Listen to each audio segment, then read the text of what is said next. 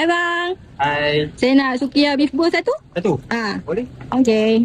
Salad dan daging untuk beef bowl kita letak 200 gram. Daging Okey. shabu-shabu lah, potong-potong shabu-shabu. Terus lagi nipis, dia tak liat. Okey. Dia kita dah marinate.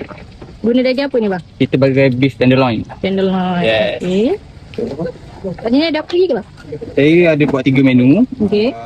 Sukiya beef bowl, itu daging sajalah. Kalau sukiya rice dengan nasi, dan satu lagi sukiya ramen beef bowl. Tapi kita macam-macam flavor lah di sana.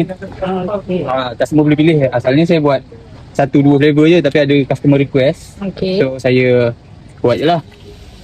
Gerai kat mana ni bang? Gerai kita Dataran Sentrio, berhadapan Polpero Semen Road. Oh. Buka pukul 6 petang sampai habis. So macam ni berapa ringgit? Kalau macam beef bowl saja RM15. Kalau ramen dengan rice RM18 sahaja. Okey bang, terima kasih.